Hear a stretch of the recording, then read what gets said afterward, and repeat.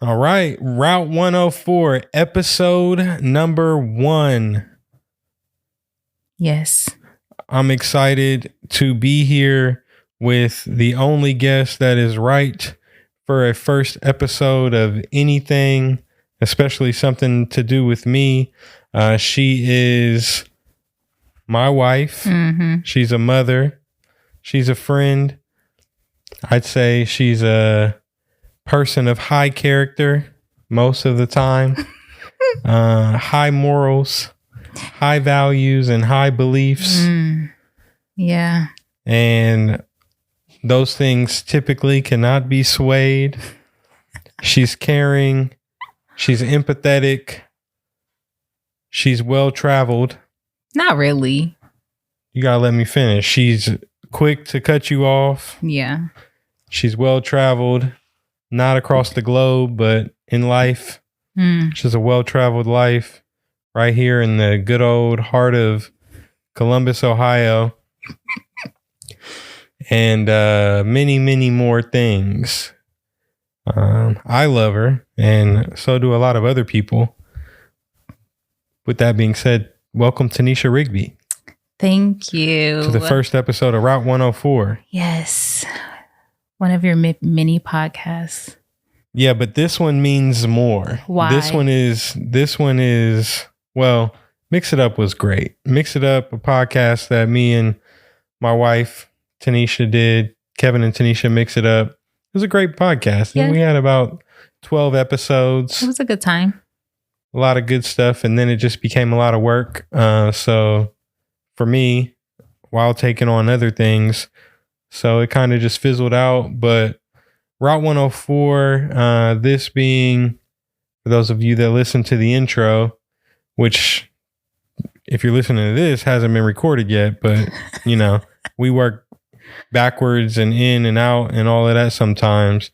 Hey, yo. So Route 104 is the connections that have brought me together with other people, with other like-minded people, with people with differences. It's the connections of my life that I want to continue and have conversations and share about things that we've picked up along the way. Route 104 was the... I didn't even know Route 104 was a thing. Route 104 was the route, the Ohio State route that connected me to pretty much everybody that I cared about and loved for a long time in my life. And I mean, Route 1, I'm still live right off of the extension of 104, which is Refugee Road. So I've lived on or off of Refugee Road my whole life. And Route 104 is one of those little strips of freeway in our city. If you're from the South Side, you know what it is. So that's the connection point in my life to so many memories and so many people. And this podcast is to relive some of those memories with people, but also use this as a connection point for others to listen and learn about something or someone they may not already know. So that's connected solely to you? No. Oh, okay. I'm just asking. It's the connection of something or connecting something or someone. So I don't have to know the person, but the goal is for others to get to know said person. It's building roads and connections for others. Got it. You didn't seem to have it. I got it. Okay. So with that, all of that being said, all of those things, I'll run them down again. Mother, wife, friend, high character, high morals, values, beliefs, daughter, caring, empathetic, all of those. Mm-hmm. Who is Tenisha? What did I miss? Did I miss anything? Tired. Tired. Are you asking me who I am? Yeah, with that being said, who is Tenisha? I am a person, like most people should be, someone who is constantly seeking to evolve. Right now, I am in a space of figuring out what's it like to be in your 30s and be a mom and be a wife while also staying true to the things that I value as an individual. I would say that I have also learned that as I've gotten older, a lot of the things that I used to enjoy doing, I don't like to do anymore. And not because they're not fun or that I don't have a good time when I do them. They just don't impact my life the way that they used to. So that's been a change for me as well, that I find myself gravitating more towards women who are a little bit older than I am, just because they provide me with what I need right now in this season of evolving. And I would say that the journey isn't over, of course, because I'm not dead. But I would say that the things that I liked 3 years ago or 2 years ago, or even maybe 6 months ago, I may not be interested in them. And I'm learning to be okay with that. So we're evolving constantly. If anyone else was doing this podcast or asking you those questions, there would be definitely follow-up questions to your evolution, but because I'm your husband, I am afraid to ask. Don't be scared. I'm afraid to ask about what's next, or, where do you want to evolve, or where. I asked the kids before we did this. We have 2 kids, Gavin and Ava, 7 and 11. Gavin's social security number is 7-Eleven. I asked what kind of questions I should ask, and they had all these questions about what's next, or where do you see yourself in the future? But you don't like those questions. Those questions make him uncomfortable. Yeah, that makes me uncomfortable, because what do I do with those answers? What do I do with a husband with any of those answers? Yeah, that's crazy. Mm-hmm. So I would definitely agree. You've evolved very much in life, and luckily for me, I have continued to be a part of the evolution. Yes. So yay for me. But without diving into too many details, 2023, we're in 2024 now, but we look back on the year of 2023, and we would say that it was a amazingly difficult year for our family. Yeah. Some things that even everybody in our family knows about or doesn't even know about, but it was a tough year. But somehow you've continued to have still a positive outlook and maintain healthy relationships through difficult times. How do you do that? For me, transparency is key. Like, I will always say that, because I value living in your truth. And sometimes I think it's okay for you to not know what your truth is, like, right away, but be willing to go back to it.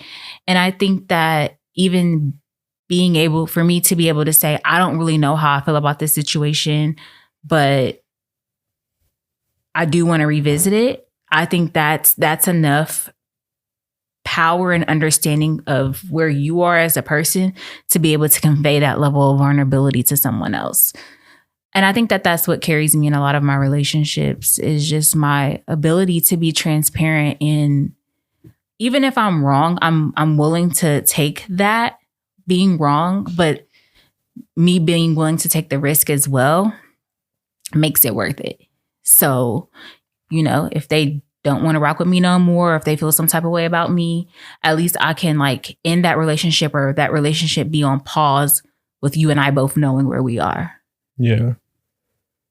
The same thing doesn't apply with our relationship, though. No? No, it does. It definitely does. Well, you being wrong, I guess. No, I'm not wrong. Oh, okay. So along with that, like as your husband, Mm-hmm. I see you grieve for brief moments of time, just like in our entire marriage. And I see you grieve briefly for, whatever, different things outwardly. Mm-hmm. But, well, just for brief moments, but outwardly, grief for you isn't an ongoing thing. How do you handle grief then? Because everybody that knows you, even if they know you're going through something, they don't ever see you go through it. How do you internally handle grief? No, I do handle grief externally. I think that I only share those type of vulnerabilities with certain people who have the capacity to handle it, because not everybody can handle what you're going through. So like knowing who your core people are is very important, and knowing how to use them is even more important. And that's why I think that I don't like someone had asked me who was my best friend. And I'm just like, I'm at a stage in my life where I don't need that label of like, who's your best friend or things like that, because then that comes with an expectation. It's more of who has value in your life that I tend to navigate to. At that moment? Like it doesn't always have to be the same person. Correct. Yeah. So the people that I may convey my grief to may not be the people that I share like relationship conflict or like work frustrations, or maybe they are, because they have that much value and depth in our relationship that we can connect in multiple ways. And I court my relationships. Like, that I don't let people know everything about me all at once. That's just not who I am. I've learned through my experience in relationships that that's not healthy. So in that courting, you kind of understand who they are and if they have value. So, I agree with you. I agree with other people, but I also make sure I have a coping skill. And I think that's what helps me a lot is, like when I was going through a lot of grief, someone invited me to yoga. So I went to yoga and I was doing yoga for a while, and that helped me, that grounded me. And I was also talking to my therapist. So, that also allowed me to have the opportunity to verbally process, as well as providing me with the opportunity in yoga to be centered and to be grounded within self. So you've always seen, going back to your question about, or the earlier question about who is Tenisha, you pretty much threw it out there that you're someone who evolves. So that question can change a lot. And I feel like you've always seen so much more for yourself in any moment. You have never been one to be stagnant, or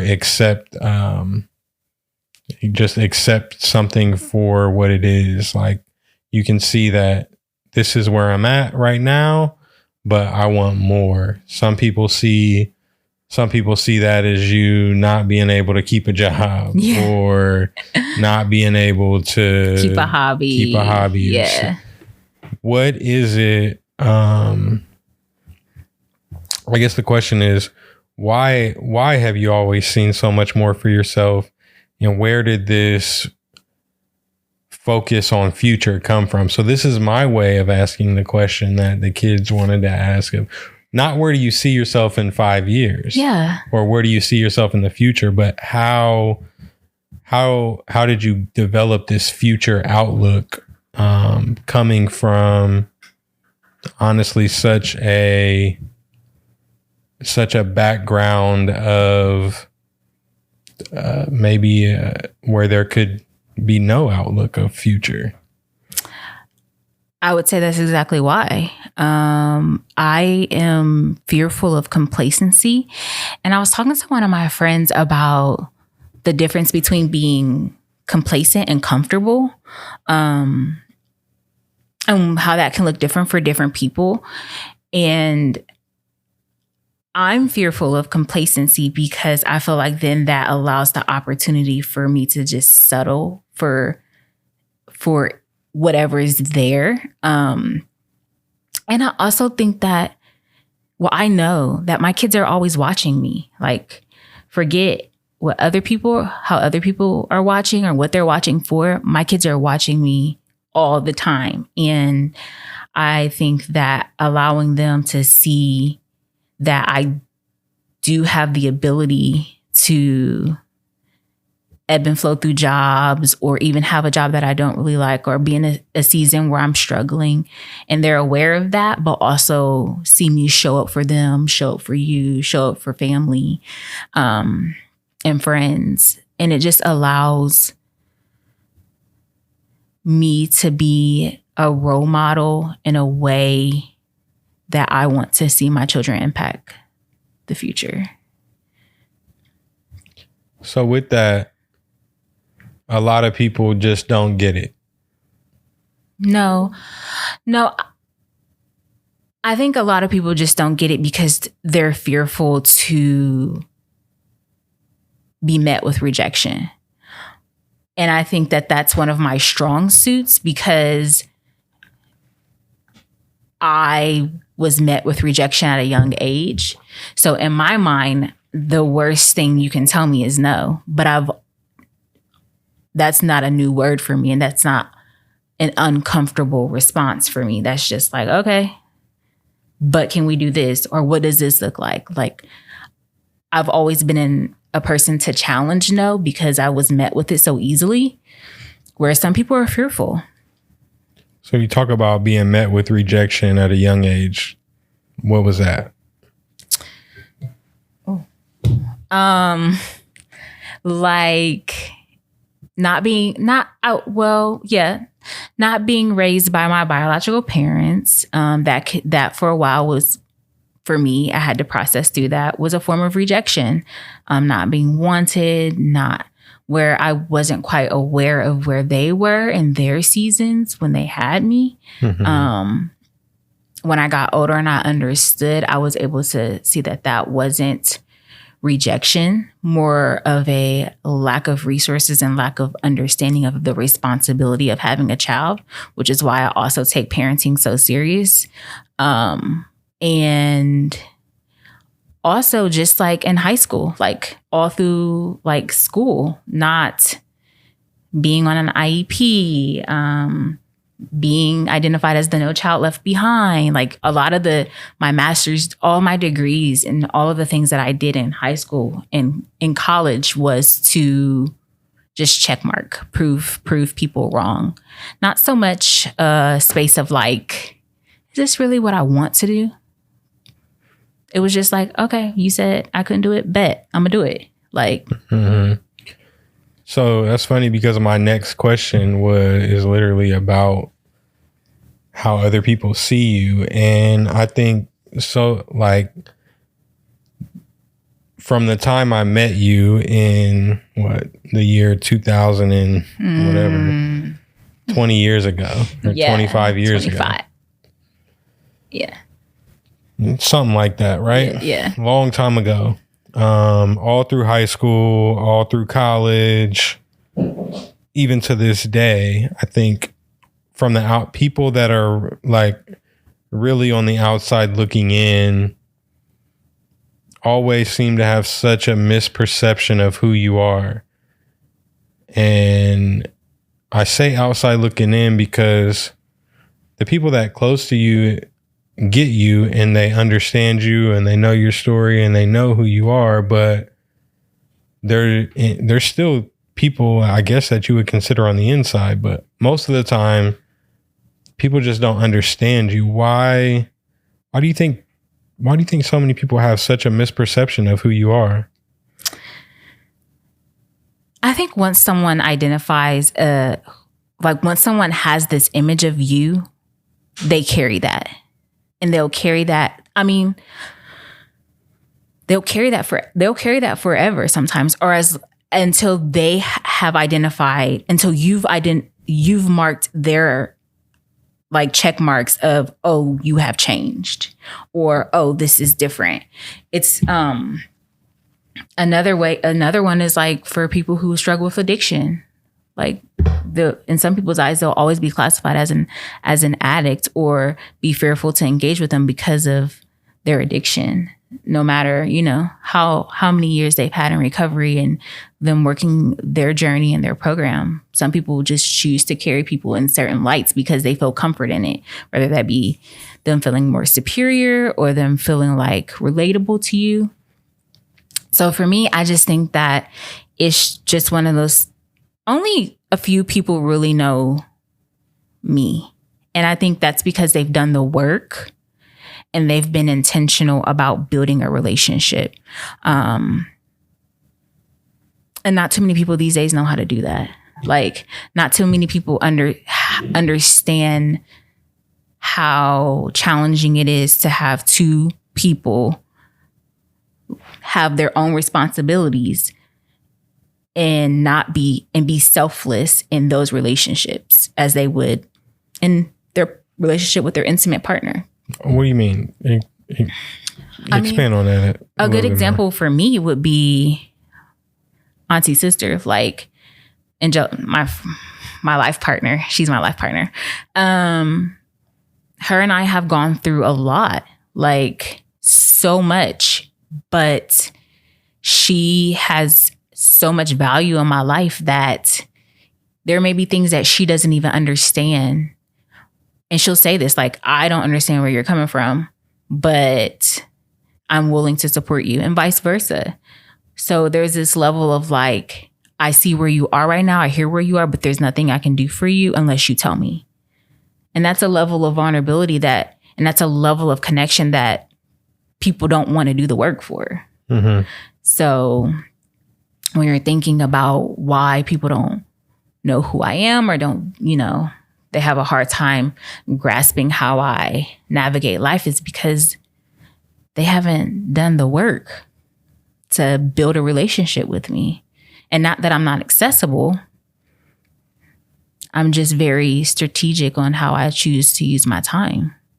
Why? Because I just feel like if I'm saying yes to this, I'm saying no to something else. What's the something else? Whatever that may be. That could be me staying at home. That could be me going to the grocery store. So if I'm saying yes to spending time with you, I'm saying no to something else. And what about me spending time with you makes this worth it for you and for me? Because I don't want to take your time away just so you can have something to do, versus me saying no to something that could be impacting someone else or impacting myself in a positive way. Empathy is hard for people. And that's putting yourself in someone else's shoes, not just looking and seeing what they have going on, but putting yourself in someone else's shoes. So, correct.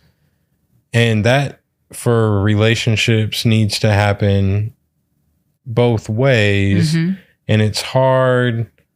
It can be hard sometimes. So when you think about people who have similar things going on in life with families and kids and businesses and work and all of that, what do you say to that group of people that are vying for someone's time but are not maybe thinking about all the other things that they could be taking away from that person just to like not have a productive, like just hanging out can be productive and you can have relationships and have fun, chilling and connecting. Yeah, absolutely. But if there isn't something good coming out of it, like what are they missing? I guess for me too, another thing is I like to have relationships that have intentional conversations. Like anybody who knows me, like when we can talk about sports, we can talk about like the new tea on TikTok and things like that. But I also like to have conversations about what's going on in your life and not so much your job, but like, how are you doing? How are your relationships doing? How's your mom doing? Because I think that, and a lot of people don't like to do that. I mean, do I like to go to the club? Do I like to go out? Yeah, but I don't like to do it every You week. like to go to the club? No, absolutely not. That's a lie. I was about to say. I like to go out though. Who you be going to the club with? I don't go to the club. I don't at all. That's the part of the stages where I say I don't. Yeah, no. I like to go out, but I like to be in by a certain time. Like I like to go out to eat, but I don't want that to be the only thing that we do. Like I enjoy new experiences. I enjoy being outside when it's hot. So there's a level of like, I'm only going to do this thing with you, like turn up, go to the club so much before I'm like, that this is just what our relationship is. There's nothing else to this. So at that point, that's cool, but I'm not going to want to do that all the time. Well, then how do you also share in those things with someone else? Because when you answer that last question or the question before, it's like, you know, if I'm saying yes to you, that means I'm saying no to someone else. So last time I told someone, I said, I really want to hang out with you guys, but I don't want to go out to eat and I don't want to go to the club. So look, can we find something else that we can do together? Like I shared that. Yeah. But I'm just saying, when you say that yes to you, that means I'm saying no to something else that's important. How are you then meeting other people? Where they're at? Like, what are you doing to seek out? Like, what are you doing in the same token to do the work to be intentional on that side? To be intentional for someone else. So I'll reach out to them, or I'll say, hey, what do you have going on? Or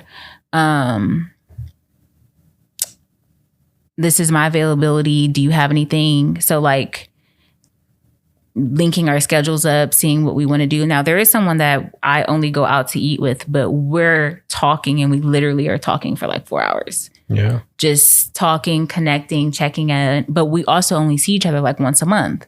So it's not even like a every weekend type of situation. So yeah, I'm being intentional as well. Or if I fell short, like if I haven't texted you in like 6 months, because, you know, life has gotten away from us. I'm like, hey, I'm sorry I haven't texted you in a long time, but what does your schedule look like? Yeah, you're good about you're going to literally put things on the calendar. Yeah. I think you're at a stage in life where as long as it's on the calendar, yeah, if you can do it. I can do it. But somebody being like, no, I can't do it. Your husband gets the text very often, like, what you doing tonight? And that burns me. What you got going on this weekend? Like, you need a 2 weeks notice. Yeah. Well, you need a 90-day notice. No, at least 7 days.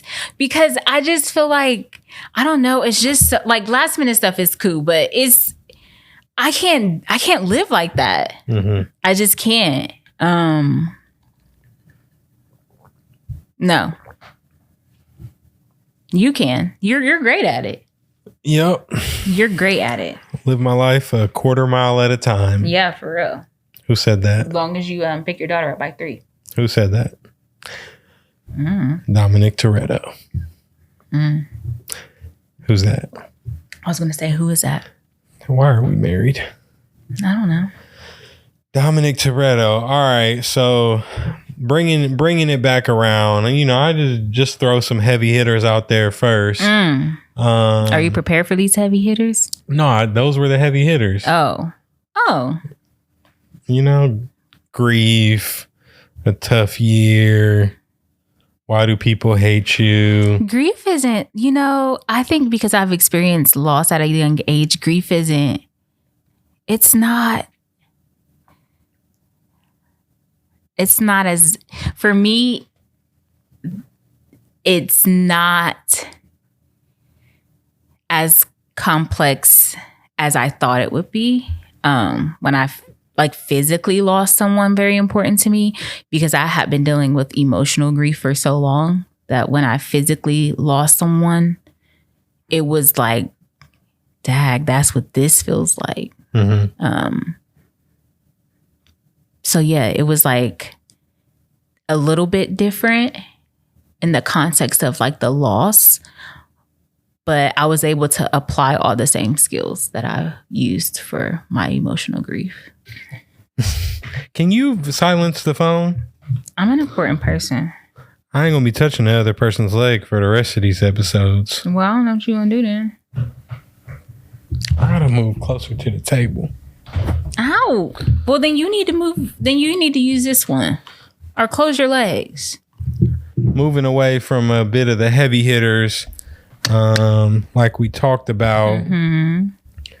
Kevin and Tenisha Mix It Up, wildly successful podcast back before the whole world was podcasting. Yeah, really focused on marriage and relationships and all the ships. We talked a little bit about relationships tonight, and if you want all Tenisha's views on all of that stuff, go back and listen to Kevin and Tenisha Mix It Up. You can find it on all your favorite. I wonder if it's changed at all. I should listen to it. Well, you've evolved, so yeah, we'll see if you like me more or less when you listen to me. But I wanted to ask a few questions that were similar in a sense to what we've been talking about tonight. Mm-hmm.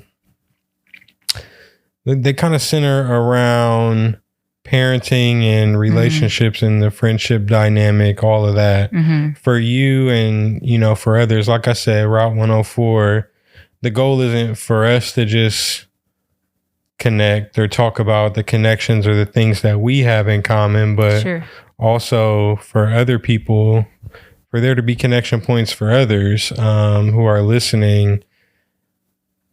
So other parents, other spouses, all of that.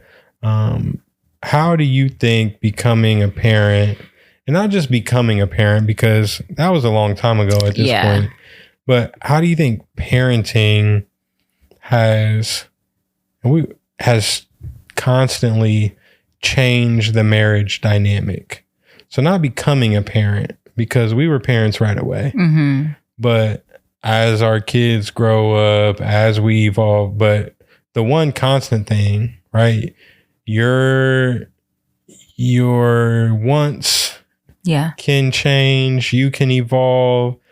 Your jobs can change. I mean, there's a lot of things that can change, including your husband. There are so many things that can change, but you're going to be a parent. Like that doesn't change. No. You can choose, like not you, but people can choose to stop parenting, but you're going to be a parent. You don't always have to be a wife, right? You're always going to be a parent. It's just how serious do you take that parenting role? So the question again, with that in mind, is how has parenting changed your marriage dynamic?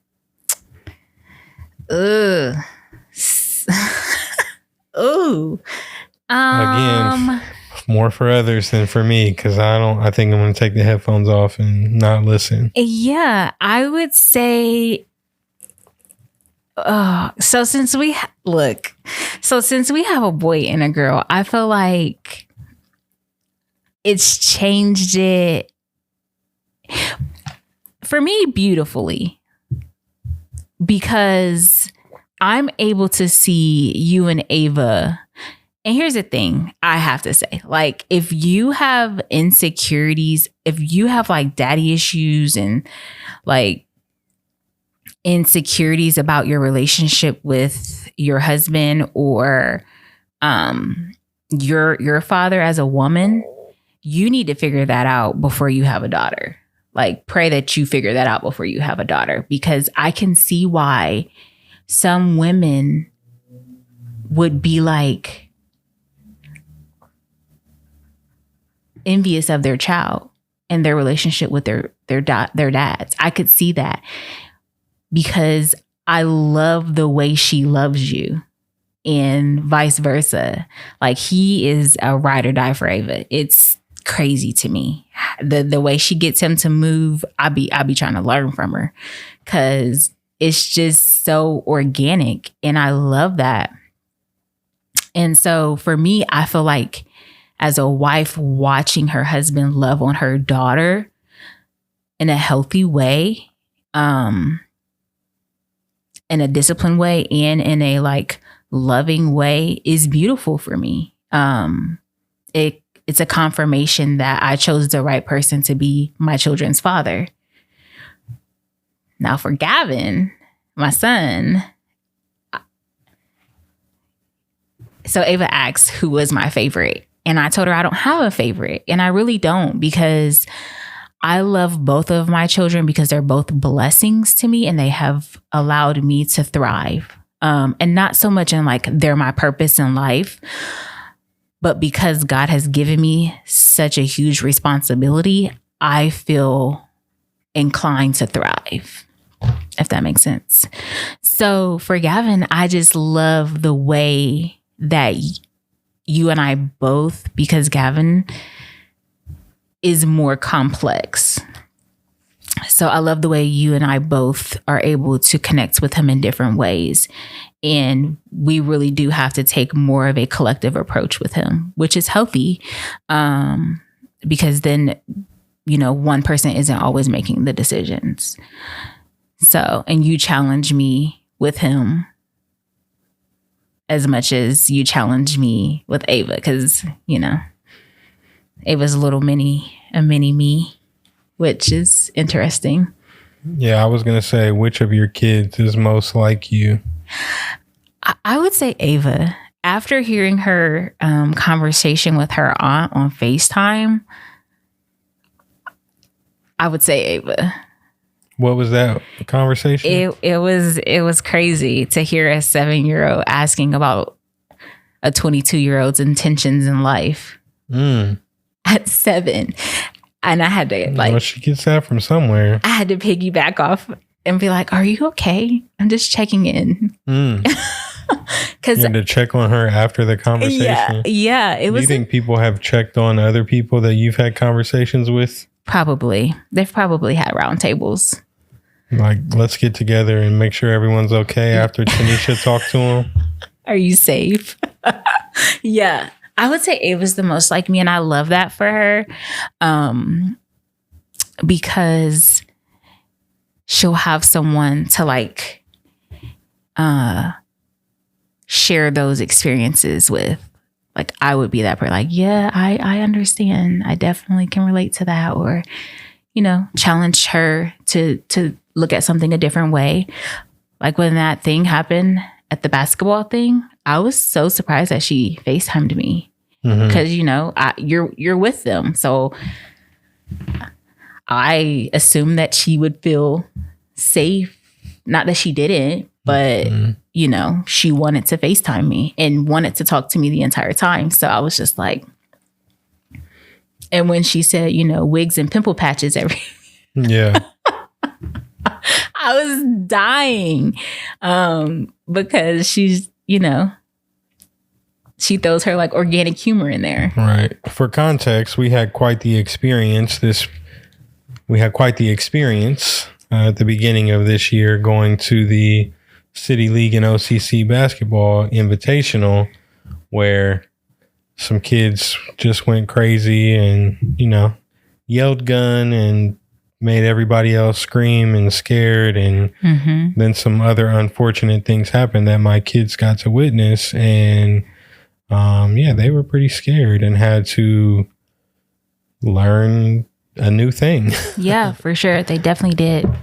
They had to learn a new thing, and we had to learn a new thing and revert back to ways that, you know, I don't know, things came up for me that I haven't used those strategies in a long time. But yeah, again, I think, learning came out of it, which is, I think, something you're always seeking, and is knowledge and growth and learning. And you get that as a parent, very daily. If you want it, you can get it daily. And don't always want it, but no, it's there for us. So along with that, like our parenting partnership, the way we parent, what strategies would you say? And again, I'm not listening. This isn't for me. I just agree with whatever you're saying. This is for the connections with everyone else. What strategies do you use to maintain strong partnerships while you're raising children? Our strong partnership. Huh? Like, what strategies do you use to maintain a strong partnership with your spouse? Oh, my spouse partnership. While raising children. So I think it's interesting because we don't talk a lot during the day. Like, I know a lot of couples that talk a lot during the day. We don't talk a lot, if at all. Like, did I text you today? Nah. We don't. And I used to think that something was wrong with that, but I don't need that. So, like, just being mindful of like what you need in your relationship is what I think keeps our connection so strong. And the fact that him and I both agreed to like be intentional about constantly pursuing each other. And that can look different from each season that we're in. But just being mindful of like, that's what we've both signed up to do, for me, allows me to feel like it allows me to feel like the relationship will continue to be strong. So, and our kids get to see that too, like get to see us constantly pursuing each other, or like our daughter will be like, are you guys going out on date night? And we may say yes or we may say no, but like her understanding the value of that is important too. Whether it's me planning or him planning, and what that looks like. How do you prioritize that time? How do I prioritize it? I think amongst the busy schedules and all the things, and even now, like you add in sports seasons or all the other things going on. How do you prioritize time with your spouse? I don't even know how to think about it. If you think about like middle and high school sports, like we're not even there yet, but no. How do you do that, or how do you think you'll do that? How do you do it now? I don't know. I don't want to lie about the future, but right now, you're so forward thinking though. I would, well, yeah, but not in the context of like him in high school. Ew. So I would say right now, I look at the schedule. So like if you don't have anything going on with Rigby Media on a certain weekend, like weekends works best for us. During the week, it's too much. We tried it. It didn't work. So whether it be a free weekend, it used to be, that's the other thing. It used to be every Friday. That's no longer a realistic thing. It's too expensive. We can't finding a sitter, and the kids like to be home. Like also respecting the fact that they enjoy being home, which is something that him and I created. So then for you to create a certain like safe space for them, and then for that to not be accessible kind of feels selfish to me. So like also preparing them and just having communication about what I would like to see happen, as well as you, and moving from there. It may be a couple hours. It may be a weekend. So. Okay. So we've done the heavy hitters. Yes.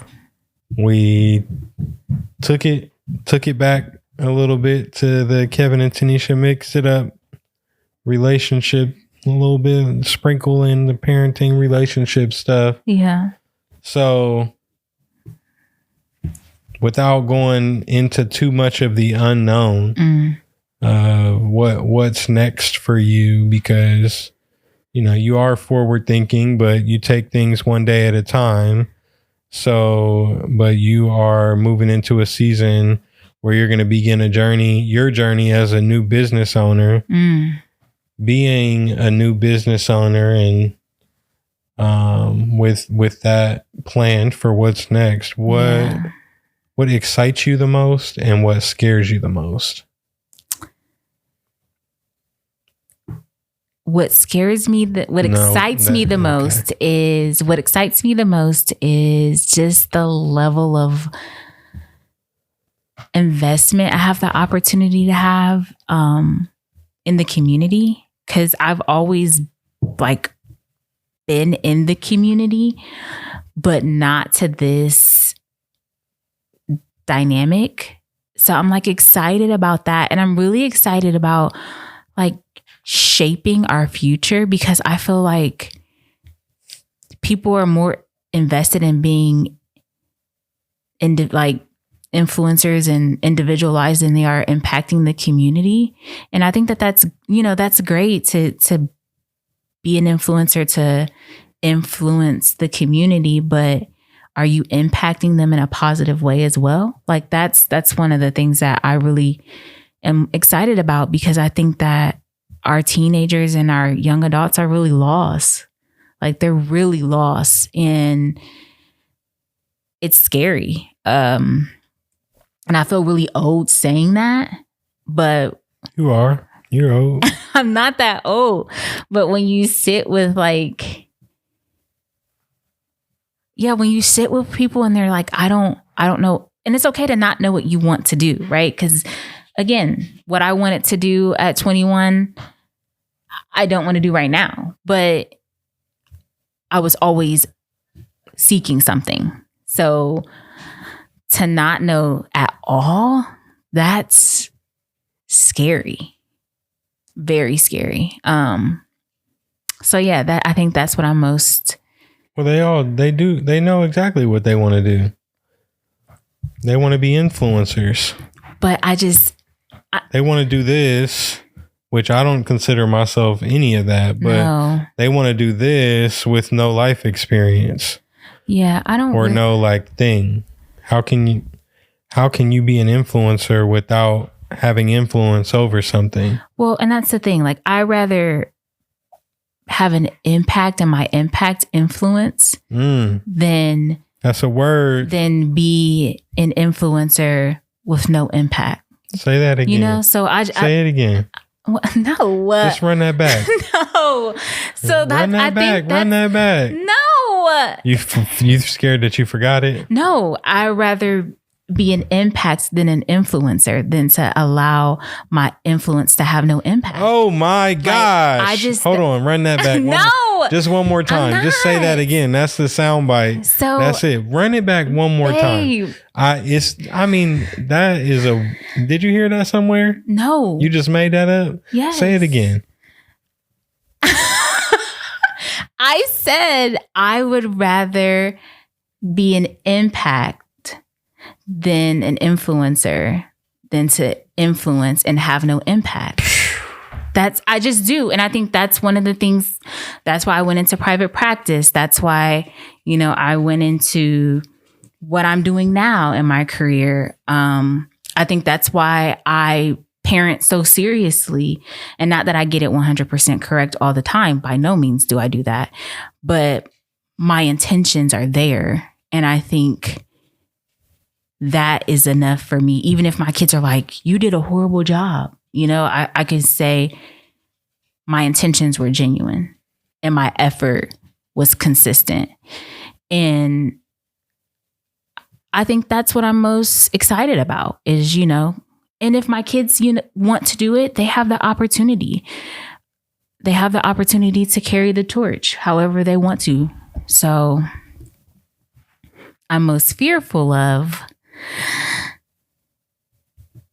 the journey, because no one I know has ever done this before except for one person. So that's not true. Only one person I know has done this, and they don't have children. They have a child, but their child is way older. And so watching the amount of time and effort that they put in makes me fearful, because again, if I'm saying yes to this, I'm saying no to something else. And what could I potentially be saying no to in the future? And am I ready to say no to that? Date night. Them expensive vacations that you be wanting to go on. Listen, so I don't know. I don't know. But yeah. All right. Well, it's been a joy. I have one more question. Oh my gosh.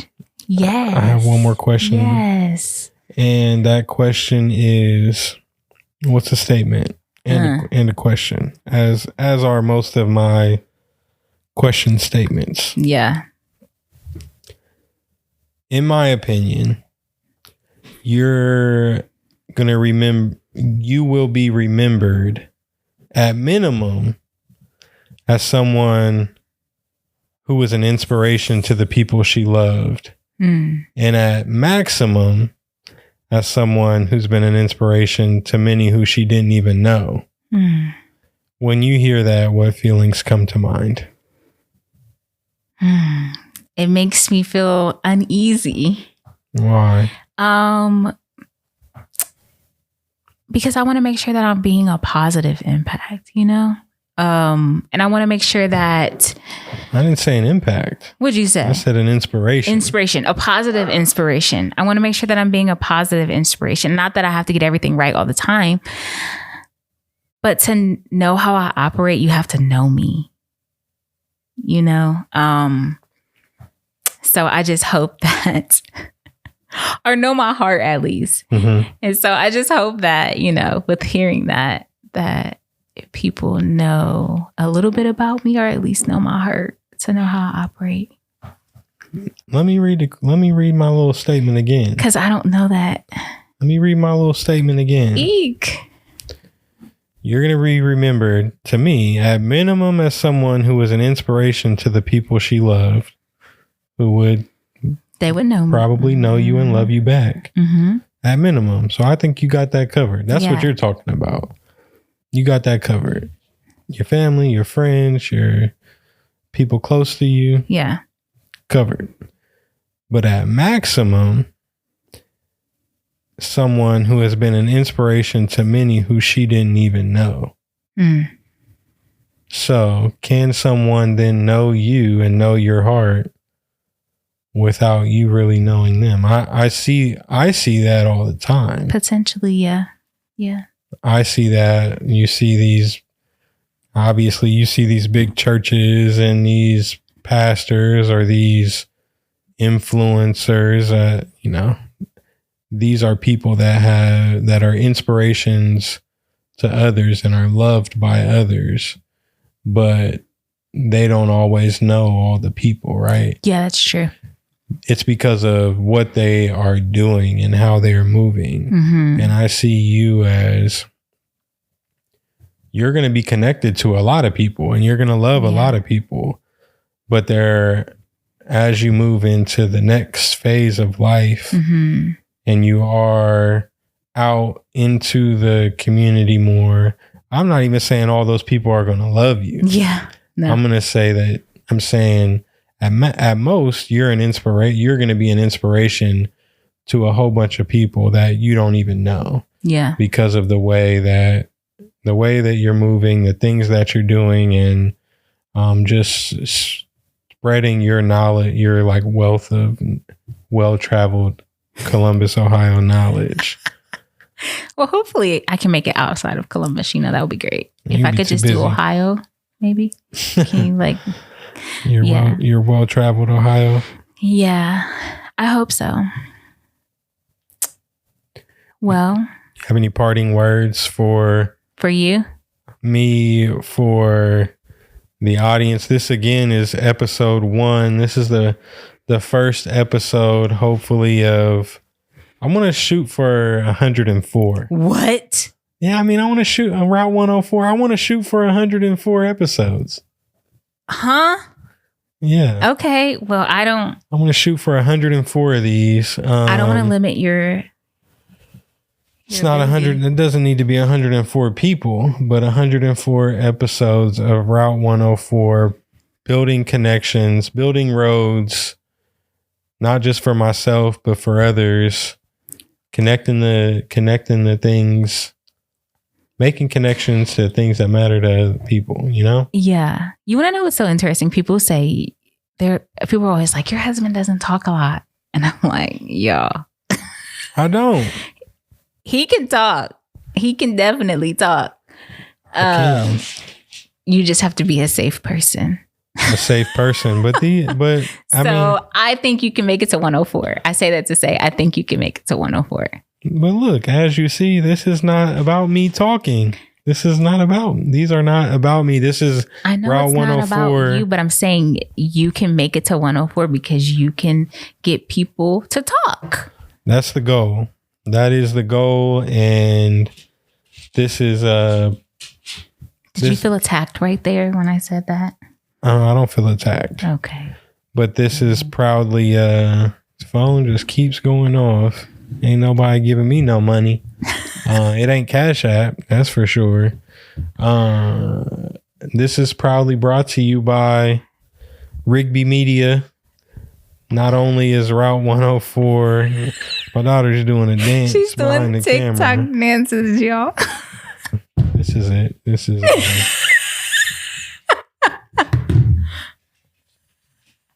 You told her an hour. It was exactly an hour. Exactly an hour.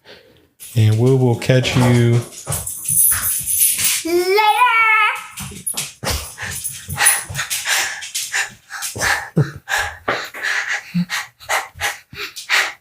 Why is your mouth open like that? It's not getting weird. We'll catch you on the next episode of Route 104. Peace. Peace out. I just want to really with a diamond range. I already got some of the diamond stupid little pants. I just want some lights on my wrist so I look better when I dance. I'll be looking at it, put you in the drink. Yeah.